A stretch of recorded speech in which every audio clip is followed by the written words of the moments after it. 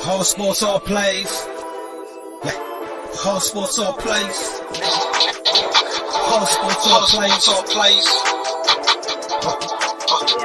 365, we're making the plays. We're talking the game, get you through the days. We're out in the court, we're out in the lane. We're riding, copyrighting, the same. Authentication, sports information. In the airways, taking the nation. Sport all places, working your faces. Scratch up the field, so time for laces.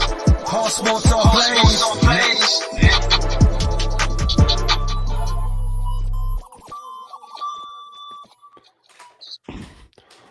All right. Well, the March Madness has leaked over to our network. We had a little technical difficulty getting started, but we are here. We are live. What is up, everybody? I am your host, Big Dog, and with me, the coach is back in the house. What's up, Coach? What's up, man? Great to be back. Great to be back. And thank you for setting it all up tonight. Really appreciate it. And, of course, Trey, our NCAA expert, who's actually going to be in the South region in San Antonio this week representing ASAP. What's up, Trey? I wouldn't call me an expert by any means. If you look at my Final Four bracket, man, I have one team left. One. Well, I do have to brag. I still have all four intact. So that was it. But it's, it's all luck this time of year. We know all that. I mean, we take chances because you never know what's going to happen. But it's been a crazy tournament. I mean, St. Peter's making the Sweet 16. The second year in a row, a 15 seed has made the Sweet 16. But you know what? Let's start in the South region where you're going to be, Trey. I mean, you've got great matchups over there. I mean, I know you're looking forward to being there, but which of those matchups do you find more intriguing? Actually, it's going to be the Houston-Arizona game. The way Houston's playing right now, the only problem I'm going to have is can they match up with the bigs of Arizona? Arizona's bigs they're big. That's a big. They can go big. They can go small. Houston's playing really good ball. Samson's doing it ever since their injuries with their two key players went down earlier in the year. Samson, the head coach, has done a really good job of gathering that team and playing great basketball right now. People are saying, they only have quad one wins. One quad one win all season long, but they're playing good ball at the right time. And the way Arizona looked against TCU, I'm not 100% certain that they're going to pull out of the South region. It's going to be a home game for Houston. It's only 2.5 hours away from San Antonio. The Houston Cougar fans are going to travel. There's going to be San Antonio fans that are going to be rooting for Houston. And then also the injury to the point guard Kerr for the Arizona Wildcats. That's a big injury. He looked good at the beginning, but then as the game went along, he didn't move as well. And so I look for Houston to run up and down the floor, and I think that's going to be a good one. But also Michigan, I don't know where this team has been all season long. I bet it on Michigan to lose, and of course the Big Ten lets me down either way. If I bet on them to win or lose, whatever, they're going to let me down either way. That happens. So, but Villanova's playing really good ball. Gillespie, they don't panic. They play. Gillespie really controls the game. You're not going to speed him up. He's going to take good shots. They're not going to turn the ball over. And heaven forbid, if you're down late, they're not going to miss free throws. They average 84% on the free throw line. So Michigan's playing great basketball right now. Howard's got that team rocking and rolling. But man, I'm looking forward. I think you're going to see a Houston Villanova final there in the South region. Yeah, that definitely could be. Now, that whole area. I mean, it's amazing how those fans will travel. But I have a question for you, Coach. I don't know if you did you catch the end of the Arizona TCU game? Because I'm not even gonna lie. I was watching once they got to a point where I was like, all right, it's over with. I laid it down. Oh, well, you missed a hell of an inning. But from a coaching point of view, he steals the ball, he drives to the basket, he dunks it, it's past the buzzer. You got to know in your head, you've got to get that ball out of your hands. I mean, I know you get excited, but how do you calm yourself as an athlete to say, okay, I got to gain my composure and get this ball up before that buzzer goes off? Because he slammed it and they thought they won, but obviously they didn't. They won an OT. But, how do you teach that composure to a player or not to get so excited? Like, okay, calm down, get the right shot there. Well, I just think it's one of those things where you get with people in general, they just rush it. Like, it's just something that you have to practice. And one thing about it is, especially in basketball games, because I've known before, even when I coached the basketball game, the last time I looked at the score, we were down 10. And then all of a sudden, oh man, we up 10. Like, because you be so in the zone. So it's like, even with them, you got to like that timeout, you got to talk to them like, hey, here's the scenarios. Here's what we need. Here's what you got to do. You got to constantly just remind and remind and remind. And in his case, like I said, he might not be a floater, so he dunked it instead. So he took his time, not realizing how much time was left on the clock.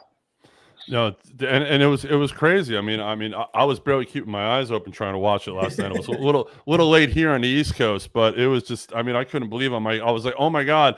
And then the buzzer went off. I was like, oh dude, what are you doing? But that was nuts. One of the games everyone is talking about is the Michigan State Duke game yesterday. Great basketball game. Duke really proved something to most of the country yesterday. They were down late in the second half, and all of a sudden they come back, pull it together. They hit the three from the top of the key, tie it up, go ahead, win. Once again, if you look at the statistics, Krzyzewski's got Tom Izzo's number in general. So it's definitely, good to see that happen. And I definitely think that West region, if it ends up being a Duke and Zaga final in that region, I mean, that's must-see television, if you ask me. I mean, Coach, Krzyzewski pulling something out of a hat once again. I mean, how does he just keep on doing it year after year and just getting those guys to, like, under all that stress to play so hard and so well? I mean, he had top talented kids. He had great kids, and with his thing is, it's bigger than basketball. And when you hear especially a lot of the old guys that used to play for him, they just say that it's more than just the game of basketball. He makes you want to play for them. So like those kids now this year, it's not about their legacy. It's more Mike's legacy. So you're playing for him. So you want to see him get an opportunity to play for a national championship for his last time. Him to go out the right way. Oh yeah, no, definitely. They're definitely playing for him. They're playing for the name and the jersey. Trey, you had mentioned the Big Ten disappointment. The Big Ten is a huge disappointment. Iowa goes out in the first round. All these teams. I mean, if you look at the final 16, the only Big Ten team left is Purdue. I mean, the Big Ten Michigan too. Michigan's a surprise. But I mean, they basically showed up to the dance. It was like, all right, we showed up, and that was it. It seems like every year the Big Ten is such a disappointment. Every year they're a disappointment. When's the last time the Big Ten's won a national championship? Tom Izzo, yeah. 2000. What, Coach? It was 2000, right? Yeah, 2000 with Coach Izzo and I forgot their name. I was thinking Mateen Cleaves was on that team, right? Yeah, that's true. Yeah. So, but Michigan's been to the finals a couple times since then. Can't get over the hump. But it's what the Big Ten is: football and basketball. Every year they beat each other up. Everyone thinks they're good. Then they get to these conference games or the tournament and stuff, and they I don't know what they just don't show like this urgency. Like Purdue yesterday. Purdue went on a 20-0 run against Texas. I thought that game was over. And then they let Texas back in. But Purdue got the luckiest break of all, and they're going to go to the Final Four if they just play their game the way they play against Texas. There's not number one, not number two seed in their round. They're the highest left ranking seed. So their path is they have St. Peter's this week, which it's not a give me. St. Peter's is overrated as an underrated 15 seed. I think they should have been ranked higher. This team is good. I love their head coach, plays with passion. The kids love them. It's just fun. So I wouldn't sleep on St. Peter's, but I just don't see that. I forgot his name. I watched him play last night against Texas. The guard who looks like freaking John Morant. The guy hit 2 clutch threes from like the logo to ice a game against Texas. He's going to be a lottery pick, not the first, second, or third round overall pick this year. Purdue has a good shot at making the Final Four. But the Big Ten is always a disappointment. I see Illinois play. They were the Big Ten champions in Wisconsin. Wisconsin couldn't. I think they scored 40, not even 40, barely 40 today, and they were like shooting 25% from three. So Big Ten does this every year. They make you buyers, and then they disappoint you every single year. But remember, if you just look at the brackets, the committee wasn't high on the Big Ten either, even though they got the most teams in. Right. That they didn't have a 1 or a 2 seed at all in that tournament. So the committee was telling you something that they were overrated as they should be. But when you have 15 teams in that conference, you're going to get more teams and more not in, especially with the 8-game field. But no, but Michigan and Purdue, they're playing really well right now. I like Purdue's chances of making the Final Four in their bracket right now. Well, besides Kentucky, I'd say one of the biggest disappointments is probably Auburn losing yesterday. I mean, Auburn was coming in highly touted out of the SEC, having a good year, and then all of a sudden, they don't show up. An ACC team beats them, but 3 teams in the ACC that are left, 3 teams in the Big 12. I mean, it's hard to judge because there's power conferences, but everyone said this was a down year for the ACC, and yet they have 3 teams left. It's nuts. I think a lot of people when they look at the ACC, you look at how they started the season, and you look at the middle of the season. They peaked at the right time. Because now you had think about it. You had transfer portal transfers. You had freshmen coming in. Then you had even coaching changes, and now it's like one of those things where they just now click. They start clicking. Like you can take North Carolina. They look good. Miami showing you hey, that we're not no slouch. Right. Well, North Carolina, Davis did a good. He took looked himself in the mirror mid-season, this isn't working. He found his 8 guys. This is my 8 guys. I'm not doing these are the 8 guys are going to play the whole game, start to finish, and it's been working ever since they done that. Auburn kind of did. I picked them to go to the Final Four, which was stupid on me because the way they were playing at the end of the year, they weren't playing like the number 1 team like they were in the regular season. They almost lost to Georgia. They barely they got beat in the first round against Texas A&M in the SEC conference. They were barely winning games and had to come back. They got demolished by Tennessee, and we saw what Tennessee was. They didn't look that great either against Michigan. So. And they only beat Jacksonville State. They only won their first round game against Jacksonville State by 19. That's a team they should have run off the floor. So yeah. Well, that was a close game too. But Miami, people overlooking Miami. Miami doesn't have any bigs. They play small ball. They have 4 guards and 1 forward. They play small, and they know who they are. They know they're not going to try to trick you or do anything. They play hard for whatever his head coach's name. I forgot his name. Jim Larnay. Him. They play hard for him, and so I just. Miami's going to be tough. North Carolina scaring me a little bit. North Carolina with those bigs and the way their guards are playing, they're going to get Purdue all they can handle in that bracket. Yeah, to me, the must see Sweet 16 game for me. I think the Carolina UCLA game, 2 blue blood programs, 2 college basketball legendary programs. It's definitely must see game Friday night. So, Coach, who do you have in your Final Four? Do you have all 4 left, or what's your bracket look like at this point? Man, to be honest with you, I really didn't do a bracket this year. Okay. It's for us teaching, coaching and everything. It's got real busy end of February and March. Then I looked up and said, "Oh crap, I forgot to do a bracket." So I'm just a fan of the game. I want to see good games. Each game, I'm not gonna lie, I root for certain teams. I root for North Carolina. Last night, I root for Texas. I rooted for not Arizona, but whoever I can't TCU. I rooted for TCU because they're from Texas. So it's I rooted for the home teams and just enjoyed the games, man. Dude, TCU, I will say this, being a coach, TCU got screwed at that last possession. That was a foul. That was a foul. Well, there's been a bunch of fouls over the weekend. Texas has a big gripe. That Texas, 40 fouls got a gripe. That's ridiculous. They've got a gripe. The foul call in the Illinois Houston game where he got called the technical for hanging on the rim. And he was trying not to step on the guy. It was as clear as day. They should have replayed. His momentum was swinging. If he let go right there, he was going to break his neck. Exactly. But to me, and I heard Doug Gottlieb talking about this on Westwood One, the flagrant 2 that was called in the Carolina Baylor game on Saturday, where it was an inadvertent elbow, and they called the flagrant 2, threw the guy out, changed the complete momentum of the game.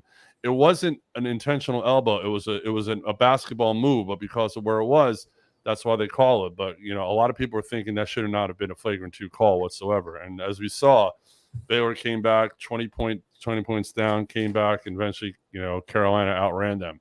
So, all right. So at this point, Trey, so I know obviously you have Duke left in your Final Four, but that's it, right? That's it. I had no number 1s this year. Gonzaga doesn't impress me this year, even though they only lost 3 games.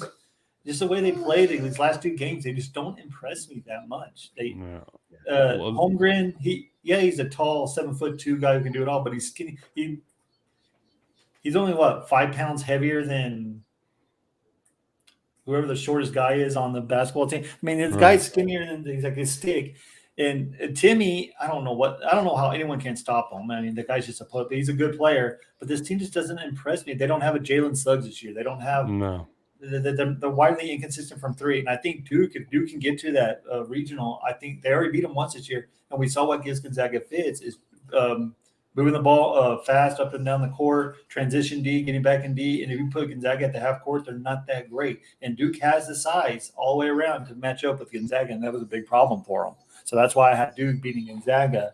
But I wouldn't be shocked if Arkansas beat Gonzaga. The way Arkansas presses all game long, but Gonzaga could beat that easily with all their senior leadership. Yeah. Team. I'm looking for CBS. I think they're looking for a Gonzaga-Duke matchup. That's going to be night. Well, yeah. Well, the Gonzaga, Arkansas, and Duke, Texas Tech is going to be on CBS Thursday.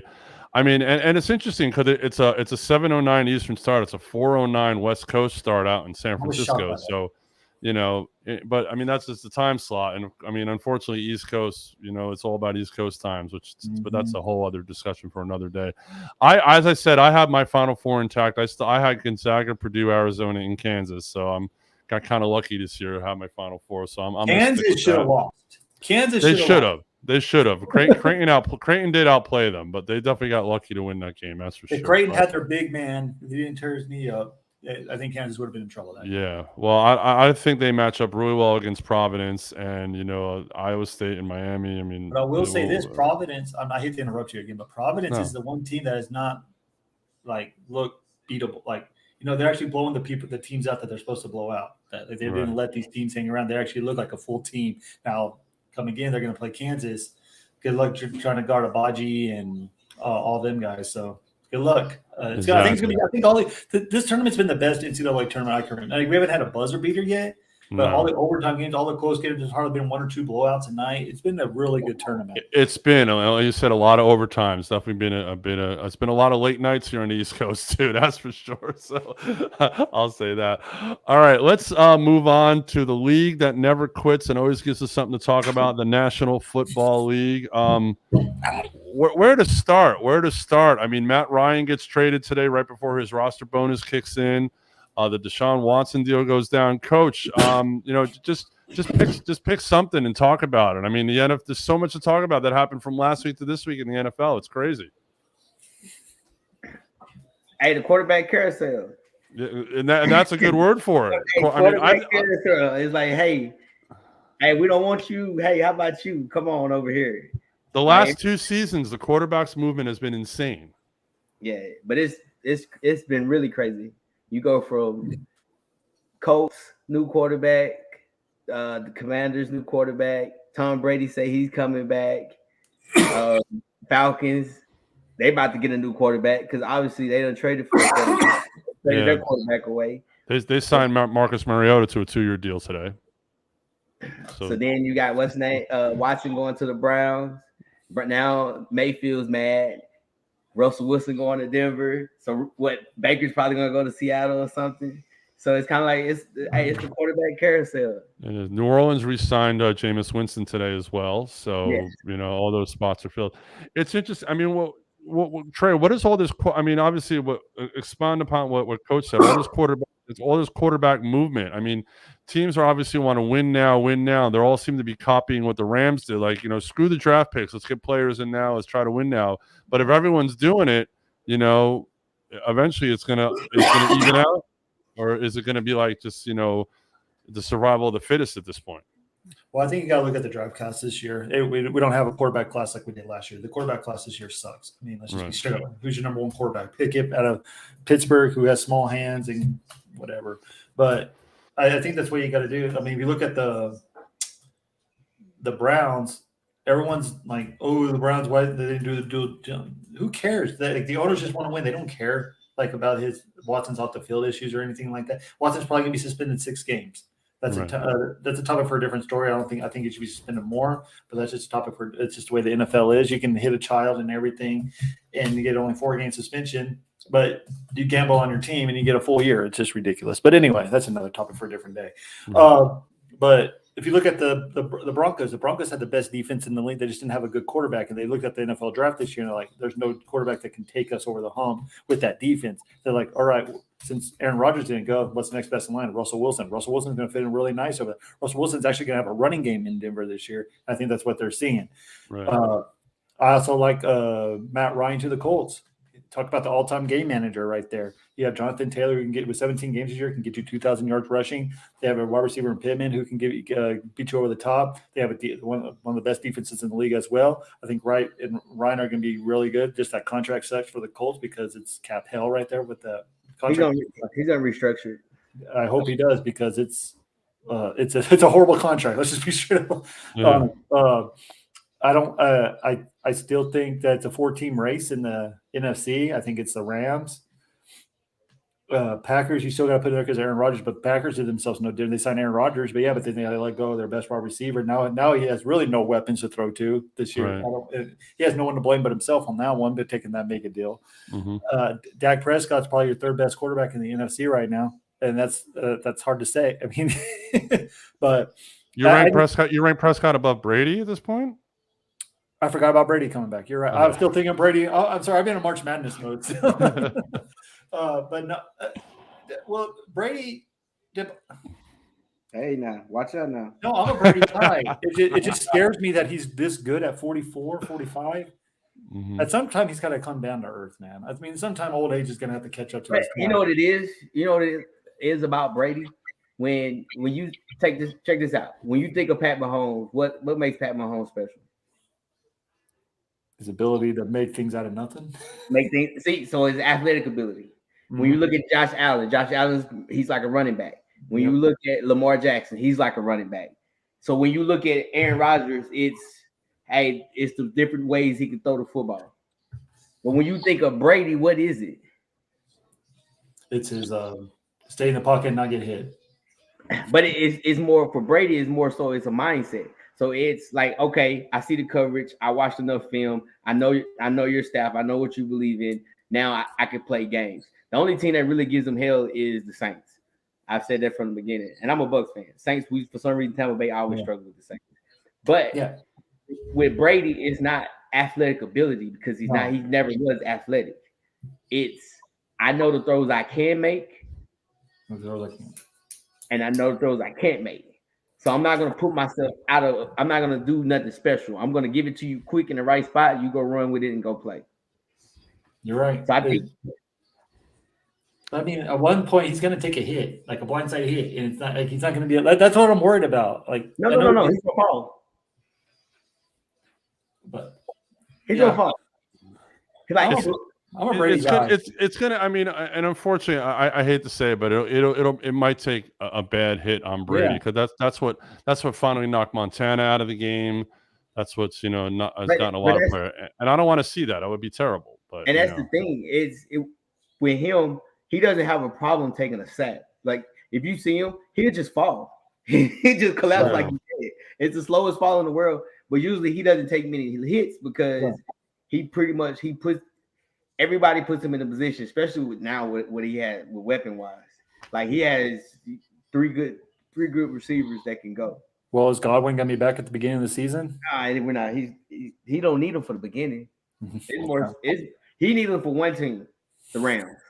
That's right. It. Really, could have won that game. as Brady proved, he just has to get to the dance. Just get me to the dance. I'll take care of business then. And there's been other signings of other teams. I mean, everyone just seems to be stacking up. But as you said, in the NFC, it's 4 teams. It's Green Bay. It's because of Rodgers. It's the Rams. It's Tampa, and it's Dallas. I don't see anyone really competing in that conference. I can't see it. It depends on what the 49ers do. Are they going to keep Jimmy G or are they going to have to experiment with Trey Lance? What's the thing they're going to do? There's a report out there that they're the one team. I don't know. They didn't say the team, but there's a team out there that are going to give up 2 second-round picks for him. But John Lynch doesn't want to give it up. And I'm like, well, you're already getting your investment back. You spent 3 first-round picks to get to freaking Trey Lance. Why not? You know what I mean? So I think Trey Lance gives the 49ers a better opportunity because of his athletic ability and everything like that. Where Jimmy Garoppolo, he can win. He's a game manager. He doesn't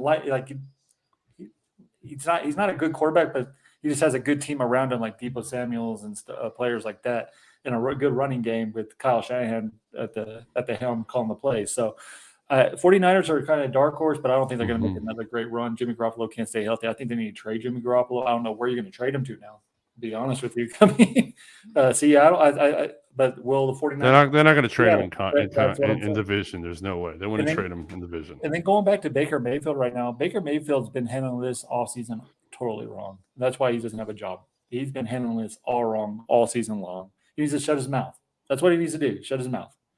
So let me ask you this, quarterback wise, since we're talking about quarterbacks, who do you like fit the best that was traded or cut or whatever or signed with someone? I think the player out of everyone who has moved this offseason, I think Russell Wilson's going to have the best season, to be honest. You think so? I really do. I think with those young receivers he has, with that running game, I think Denver is really going to flourish. I mean, they might not be able to take over Kansas City, but I definitely see Denver making the playoffs and Russell having a definitely comeback year than he did last year. I mean, when I saw that move, I was floored. I was like, wow. I mean, because I wanted Russell Wilson in New York, so I was really bummed when that happened. So yeah, I'm putting in my money on Russell Wilson next year. If Javar Landry would have stayed in Cleveland, I would have said Russell Wilson or Watson in Cleveland. I think that would have been a great time. But since Landry's no longer in Cleveland, you don't know what the suspension level is going to be for the Cleveland Browns. With that running game that they have and their defense is as good as it was, I would give Watson the best quarterback in the AFC North right now. But honestly, I think I wouldn't be. I know everyone gives Matt Ryan hell, but I think that's a perfect fit for him with Frank Wright. I think game manager, you have a good running game. I think it's better than Carson Wentz. I think he has weapons on the outside that he can throw to, and then he doesn't have to do that much because of that defense. I think that's a great fit for Matt Ryan. I think that's going to catapult them to the AFC South title over the Tennessee Titans, which I think are a bust every year, but they disappoint you every year. But I'm with Yoel here. I do like Russell Wilson in Denver because of the running game with Williams. He never had that in Seattle. The defense reminds me of a little bit of the Legion of Boom back when they won the Super Bowl. He doesn't have to do a lot. Now, can they adapt and get the play calling and get on the same chemistry level that at the beginning of the year? Because there's no easy games in the AFC West this year. That's the toughest quarterback league. Good luck because you'll play Patrick Mahomes, Justin Herbert. Hell, even Derek Carr had an MVP year until the last 4 or 5 games of the season last year. He was having a hell of a year. And now they have Devontae Adams in the Raiderland. So that's a tough division. I would be shocked to get all 4 teams in the playoffs this year. A lot of people are saying that. Coach, I got a question to you about the Colts. So this is Frank Reich. This is his 3rd year as the head coach, 3rd quarterback. What does it say about his coaching, and what does it say about the culture of the Colts to go through 3 quarterbacks in 3 seasons? They're just playing a guessing game. They're just trying that. I mean, if you really look at the Colts, and like Trey said, defense is good. Defense they're gonna hold their own. Mm-hmm. You got your O-line is good. You have a already left guard as a Hall of Famer. He can retire right now and he be in the Hall of Fame in 5 years. Oh yeah. You actually, and even if you look at your receiver core is a little old. Might need to get some more younger guys. Man, who's young. But you have 2 running backs. Really, you have 3 running backs that can really tote the rock. So I think Matt Ryan fits what they want to do. Mm-hmm. Because, again, with Matt Ryan, if you go back and you look at the games of last year, and I'm not going to sit here and say Carson Wentz blew the whole season, but you take the second game against the Titans, he threw an interception. He just tossed it up 3 yards. He did the same thing against the Bucs. Like, there's times in games where he makes, like, what the heck are you thinking? With Matty Ice, he's going to give you what he gives you. He's going to make the right reads. He's going to play action to the death, and he's going to keep it simple. So having him is going to put them in the playoffs, but I'm not sitting here saying that, they're a Super Bowl contender. I mean, and another thing, like even everybody keeps saying, I'm not really sold on the Broncos. I'm not sold on that defense. You still don't have a pass rush. You still don't have a linebacker. Randy Gregory, baby. Still don't have a pass. We got Surtain in the secondary. Surtain's a hell of a player in the secondary. Trey, you got a weed head Hey, I was just joking, dude. I know where you're going. And you gave him millions of dollars where you can walk down the street and smoke weed. I don't care what you say. Gregory had to deal with it in Dallas. You still don't have a pass rush, and the secondary is straight. But if you ain't got a pass rush, I don't care who you got in the secondary. You gotta have a pass rush, and you don't have a Mike linebacker that's gonna stick their head in there and stop the run. That's one of the things. And I'm not even sold on Russell. We're having all these toys to make these reads. I gotta really see, can he make the reads? Because Russell has always been a scrambler, throw it up, throw it deep. Like he's not a route throwing quarterback where you got to hit a spot at a certain spot because he's only 5'9". Like, so he can't, it's hard to see over everything. But again, it's still early. I'm not sold on them to like say, hey, they're a Super Bowl team. I think they might make the playoffs. Or they might miss it. Because I'm not sold on that defense. Russell Wilson's listed at 5'11", but he's saying no. What is Kyle Murray? If Kyle Murray is 5'10", 5'9", 5'10", then we already know that's a lot because he's like 5. Yeah, I know for a fact Kyle Murray. Yeah, he's like your height, right? No, he's shorter than me. Don't put me like that on his look because you see him on the screen. I'm just playing. Well, it's definitely going to be interesting. I mean, the offseason is still there. There's still players that have to be signed. The draft is next month. I'm definitely looking forward to this NFL season. All this movement definitely makes it interesting, that type of thing. I just want to get a quick take on ESPN signing Joe Buck and Troy Aikman over to do Monday Night Football. I mean, people have a love-hate relationship with that team. Trey, I see your hand on your face. How do you feel about this move? I mean, is it a good move for ESPN? Fox finally got tired of them. Is it a money thing, or you just can't stand those two? The only good thing about this, we don't got to listen to Joe Buck call the World Series anymore. That's the only good thing about this. I mean, Troy Aikman, they say they're a good fit. It's horrible. I just hope the Manning cast is allowed to do every game this year so I can watch the Manning cast over these two guys because I think Joe Buck just got where he is because of his daddy. Mm-hmm. I don't think he's that great whatsoever. I think there's 10 times better. Hell, I think I thought these three did a very good job Monday Night Football for what it was worth, for what ESPN has to offer. I mean, there's no John Madden, Pat Summerall by any stretch of the imaginations in this league anymore. Now, who I would love to see if they can get him away is Gus Johnson. Gus Johnson makes the games interesting in the way he calls college football games and stuff. Yeah. But hell, even Kirk Herbstreit when he calls Monday night games, I actually love listening to Kirk Herbstreit. He's going to be doing the Amazon. He's going to be Amazon. So I actually like him. They don't want to take the college football away from Kirk Herbstreit, but I think he does a phenomenal job as well. I just think Troy Aikman and Joe Buck, they spend too much time together. I just don't think they're a good mixture.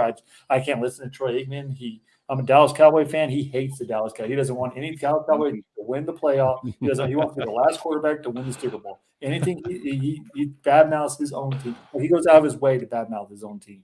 It's ridiculous. I don't know why Jerry Jones still loves this guy, but Joe Buck's all right, but some of the things he puts his personal feelings into it way too much for me. Right. And I just think he got where he is because of his dad. I'm just gonna be straight up honest with you. And I'm sure he's a nice guy and everything like that, but I just don't.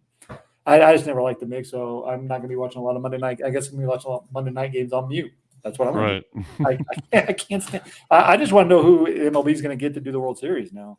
They've had that guy Joe Davis fill in for Joe Buck, so I have a feeling they might be promoting him to their number one spot. But we'll see. I'm just glad we have baseball, which is definitely a good thing. All right, I want to move on to the NBA here. Coach, we got 10 games basically left in the regular season for most teams.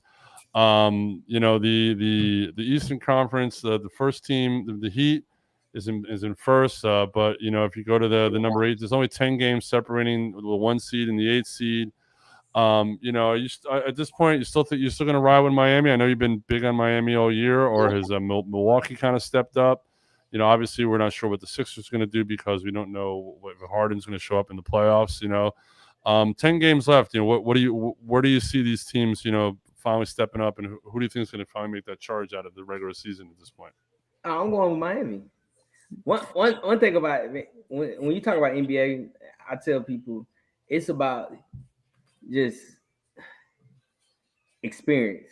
Mm-hmm. When you look at these teams, you have Miami, you have Milwaukee. You can even, regardless of the situation with Brooklyn and all those issues, you still know at any moment, especially in the series, KD is going to go for 50. Right. Like he's going to go for 50. So again, I think those are the three teams. No matter what people say, you can say, well, Boston is hot. We can say Chicago is this. Again, at the end of the day, it's going to be Miami, Milwaukee, and Chicago and Brooklyn, just off the experience alone. Yeah, but as it showed last year in the playoffs, I mean, KD can carry them, but only physically to a point. I mean, Simmons eventually's got to get off that bench and start playing. They're gonna need just a body in there at this point. I mean, because obviously Kyrie's not getting the shot, so he's not gonna be able to play at home. And then if they play Toronto in the 7-8 playing game, he can't play in either spot. But if you look at that, you go back and you take last year, it was what, this much for a 3-point. That was it. And the game would have been over with. But then even if you talk right now and you look at Brooklyn basically looks like Golden State, if you really think about it. If Simmons comes back, there goes your Green. Mm-hmm. You got Curry for carry. So like it's pretty much similar how they got it set up. It's like, to me, I look at them as like Golden State of the East. So but at the end of the day, we could say you can go off Kyrie can't play. That's fine. But we know KD's well rested because he hasn't played in he was out for at least a month and a half. Right. So he should be fine. So he at any moment he still could score 40, 50 points. No, true. Very, very true. I mean, those guys need to just step up on that team and realize that, all right, this is the situation. The rules aren't going to change. And, we have an opportunity in front of us. So it's definitely going to be an interesting playoffs in the Eastern side. Trey, let's go to the Western Conference. The Suns are basically running away with the 1 seed. They're kind of running and hiding right now, which is good for them considering Chris Paul being hurt. Devin Booker seems to be playing really well. A lot of people are riding high on the Grizzlies in the number 2 spot, even though they don't have a lot of experience. But, everyone's still talking about Golden State being able to sneak up in that 3 spot. But, Dallas has started playing well at this time of year. Utah's starting playing well again. I mean, what's your feeling as far as the Western Conference? Which way do you think that's going to come out? And who should honestly be the favorite in the West? Is it Phoenix or is it Memphis or Golden State or one of the other teams I mentioned? If you would have asked me this last week, I would have said Golden State far and away, easy. Right. But Steph Curry's foot sprain. Mm-hmm. It seems like there's an injury bitten this year. Like they finally get Klay Thompson back. Right. Draymond Green's out with the herniated disc. They get all 3 of them back. Steph Curry goes out with a foot sprain. They say it could only be 2 weeks. They're going to get him back for playoffs, but that's scaring me a little bit because they haven't had time to work. I mean, they've won 3 championships together, but yet you still have the young core that have not played with these championships. Like Poole's coming along really well. Poole's fixing to get paid next year. Let's just be – Poole can hit threes just like Curry and take the load off Curry. And Thompson's finally getting his legs back a little bit. Right. But if Curry can come back, who knows? This might be a blessing in disguise resting Curry for this playoff run because he looks dead tired carrying the team when Klay Thompson was out and when because he was doing everything. People were talking about shooting, but he picked up it on the defensive side. This is the best Curry's ever played on the defensive end. He was being more of the orchestrator of the offense because you have Poole and all these great. If Kuminga can come out and not look like a 19-year-old and play like he's been progressing better every year, I think Golden State has a great opportunity. But what's the one thing that this Golden State is lacking is size, and that's scaring me against the Phoenix Suns with Ayton and those big boys in the middle. I like John Moran, the Memphis Grizzlies. I wouldn't be shocked. I wouldn't be shocked if they get on the first round. They go to the Western Conference Finals. I just don't know. And they got experience last year, but at the same time, look at the Denver Nuggets. Look how many times you got to get there. We all thought it like 4 years ago was Denver's time with Murray and Jokic and all that. But then they lost in the Western Conference Finals. They lost in the semifinals. And so they just never got there. So playoffs are a different mode. Warriors know that they're veteran leadership. But if you had to put a gun in my head, I think it's a Phoenix Suns, Golden State Warriors. I think that's what everybody wants. Mm-hmm. But saying that, I just don't trust Chris Paul to stay healthy through the playoffs. I think I snaked in. He's coming back next week, I hear, possibly next week from his thumb. But who knows? He can pull his hamstring the week after. I mean, he will be hurt in the playoffs. Yeah, exactly. So hasn't been a year have I ever seen Chris Paul not been hurt in the playoffs. So saying that, by default, I'm picking the Lakers to make it all the way. I'm just kidding. Lakers are done. Thank God. They're in 10th now, and they're only 2.5 games in front of San Antonio. So they could easily slip out. And they're playing the tough game against Cleveland tonight too. So exactly. I think the Spurs are going to. The Spurs, man. I live in San Antonio area. You listen to the sportscasters down here. They're like half of them team tank, half of them are freaking go for the playing game. It's like really weird. It's like they played the Pelicans the other night. They're only a game out when they were playing them. They could win this game without Brandon Ingram. They lose by 40, 50 points. Coach Pop gets ejected in the first half of that game. And they lose, so everyone's like, all right, we're on Team Tank now. Then they go to Golden State and win at the buzzer last night. You don't know what the team doesn't know when to win and when to lose. They don't know what they're doing, to be honest with ourselves. But if you hold, I just hope to God I'm not a Spurs fan. I just wish that the Spurs would knock the Lakers out because I just want LeBron James to be gone. I think this league is better without LeBron James. I'm probably the only minority saying this. LeBron's had his time in the sun, whatever, but there's a lot of good young talent out there that is making this game so much fun. And I'm just tired of watching LeBron James cry and whine, not getting back on defense and blaming everyone else but himself when he doesn't get a rebound. I'm sick of it. I want to see these young players like John Morant, Booker, these guys get the shine light because this league's in a good spot. They don't need LeBron anymore. And let's just see how it looks without LeBron because it's going to happen sooner rather than later. And I think the NBA is in a good spot right now. There's more like this is the first year in so many years I couldn't tell you who's going to win the NBA championship. No, definitely. And there's a lot of, you're talking about young players. Karl Anthony Towns. I've been watching him lately. Ooh, Edward. Wow. And him and Anthony Edwards are a nice 1-2 punch up there. Coach, they're right now in the 6-3 matchup against Golden State. With Curry's little injury, them matching up against that team, that could be a good hell of a 7-game series, Coach. What do you think? No? You disagree with me? Okay. It's done in 5. It might be in 6. Look, when you watch the NBA playoffs, 9 times out of 10, like I said, it's one of those things where you match up stars. Mm-hmm. So you say Anthony Towns and Curry. If they're even in points, which they probably not, one's gonna score more. It's all about point differential. It's really 2 things when you look at it. It's the backups / coaching. What coaches do? I can't even tell you who's the head coach at Minnesota. So I really, really think when you go to the playoffs, and again, when you look, this is the biggest stat. What's the average age of guys that win? I say it all the time. The average age of guys that win championships. Mm-hmm. The average age is 28, 29. The only default was the year when Golden State won. That's when they changed the game of basketball. So it's always the older heads. You go look through the years, like he said, he's tired of LeBron. Hell, that was the point where he's from San Antonio. I was tired of that Tim Duncan because every year it was tired too, buddy. Because you know it. Because every year it was 2 teams. It was Tim Duncan and Shaq. Lakers and San Antonio. Lakers, San Antonio. Lakers and San Antonio. We always just say Sacramento's gonna get over the hump. Nope. So it's one of those things where all these young teams, they look good in the regular season, but when the playoffs come, I think the one thing that's gonna knock the Suns and is the coaching. Because even if you looked at the NBA Finals, they couldn't stop the pick and roll to save my life. Like they're running the pick and roll.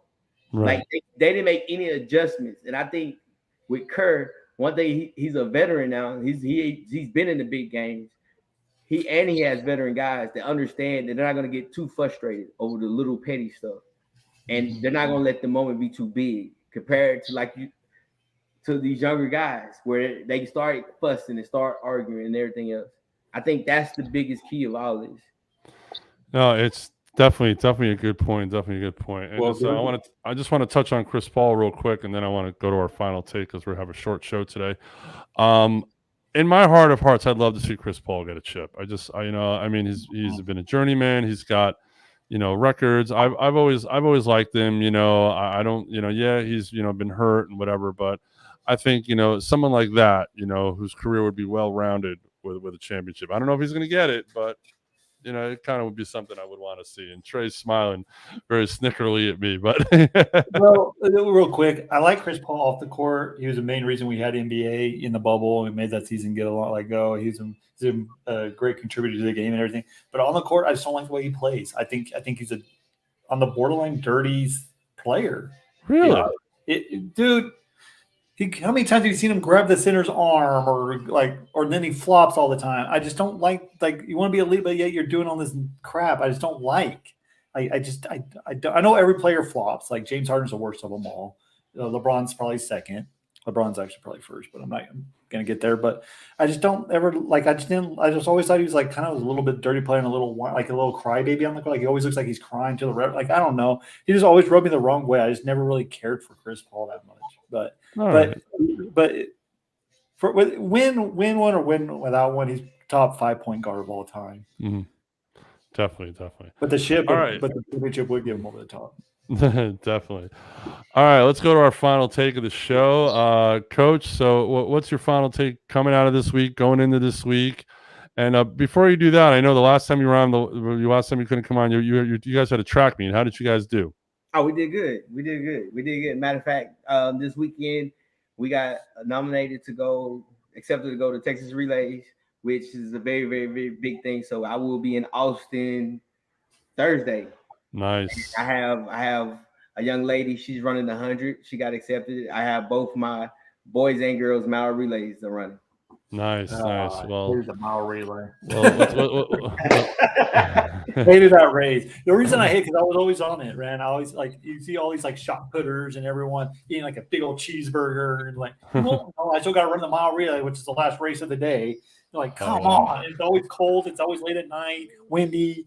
That's crazy. Well, let's give some good karma to Coach and those kids, and hope they could bring home a first place trophy. All right, Coach, what's your final take of the show? Hey, guess what? Tapper, we back. Brady's back. Hey, Brady's been on the phone calling people. We have a new line. We got more receivers. Everybody wants to come to Tampa. Come down. We got small limited seats for y'all to jump on this bandwagon. So enjoy while you can. I had a feeling he'd say something about Tampa. What are you wearing? Is that an Abilene Christian University T-shirt you're wearing? Yeah, it's one of my track girls. She's going to Abilene, so she got me a shirt. So she'll be there next year. Awesome. That's a good school. That's a good school. I've heard about that school. All right, Trey. March Madness going to Sweet 16, Elite 8 this weekend. Is your final take about college basketball? Yeah, it has to be. I'm a big basketball guy. I put NBA aside. I'm not even touching NBA. Like I watch highlights and I like everything, but I don't watch games. I watch. Right. This is March Madness. This is all about. And the reason this time is like I actually get to go to the games. I actually get to go interview coaches, players, stuff like that. Sit at courtside and watch the games. So I'm really excited about that. And I'm just hoping that the South region is one of the best regionals I've ever seen in my life. Like I think Nova is coming out of that South Regional. Mm-hmm. I think Nova's with Gillespie at the point guard. I think that they're the better team. They don't get scatterbrained. Wright's already won a national championship. I just like Villanova coming out of that, and Arizona doesn't do it for me. But I would not be shocked if St. Peter's make it to Elite 8. I would not be shocked. That is a good team. That they don't get frustrated. They know what they need to do. They know how to play. The head coach is a great head coach. He's fixing to get paid at another school. They're playing with house money at this point, you know. Exactly. I think they could beat Purdue. Purdue. They just got to stop that guard, man. That guy was it Ivy. That guy is a stud. So, I would not be shocked if all number one seeds lose. That's my hot take. All number one seeds are going to lose this week. All right. So, Trey, now where can everyone follow your adventures at the South Region? Can we follow you online? Where can we see pictures and videos of you at the South Regional this weekend? Facebook, you already know where to find me. If you Facebook, I have my own page. I'm on radio show too, by the way. If y'all don't know that. JC3 Show here in Kerrville. So JC3 Show, my fan page on Facebook, JC3 Show on Twitter, or Trey 3025 on Twitter, and then my Instagram is JC3 Show on Instagram. So I'll be posting pictures and stuff like that over there. Pictures, video, anything you can put up, man. Represent the network, represent your show. I put ASAP at my workplace, so that's why I got in. Very cool. Very cool. Have my head out. my final take is that I love college basketball. I love this time of year. I just want to see some good games. I want to see. I'd love to see a buzzer beater or two. But I'm just psyched that for once, this is the first year in like many years I actually have my Final Four still intact going into the Sweet 16. So I'm excited. They'll probably all lose, and I'll probably whatever. But you gotta love it. These are kids playing in high pressure situations. You got to give them a lot of credit. And it's just fun to watch, and hopefully we get some good games. Oh, Trey, quick question: Is the regional at the arena or is it at the Alamo Dome? No, they're actually doing an AT&T Center this year, which I'm proud of because that Alamo Dome is not worth it. They need I know it's historical, but they need to tear that place down and build something new. That's the thing that's keeping them all San Antonio from getting any other sports team in. That's why they don't have a baseball team, because they don't want to pay for a new stadium. They don't want to build a new stadium, and they just need to tear it. Like they tried that a couple years ago, Astros and Rangers in that spring training game. Didn't work. Dude, it was 225 yards to left field. Oh Jesus! I mean, but yeah, San Antonio is a good sports town. It's always a good. Final Four was here last week. The whole NCAA tournament was here last year. Right. But the AT&T Center is where it's going to be at, which I'm proud of. I'm tired of these big. I'm glad the Final Four is in big venues, but I think the regionals there, you don't need these $100,000 stadiums where you're seeing up nosebleed sections and you can't even see. You better as well stay at home and watch the game. Exactly. Like the year it was in at AT&T or in Arlington, you could see it better on the screen than you could actually on the court. Basically, if you go to AT&T's stadium, you're paying $150 a game to watch it on the jumbotron. That's all you're doing. Exactly. I can do that in my house instead of my couch. Then you're paying $100 for parking. Right. Exactly. All right, cool, guys. Well, hey, thanks for hanging out. Thanks for everyone watching. We will be back next Monday. We'll have our Final Four set up. We'll see what's going on in the NBA. And as the NFL always says, hold my beer. You never know what's going to happen over this week. For the love of God, NFL, just let us have 1 week without you. Exactly. You have the draft in all April. Let us have this one. Exactly. So on behalf of Coach and Trey, I'm the Big Dog. We will see you guys next week. Peace out. Whole sports all play. Thank you for turning that song off. But we're still live.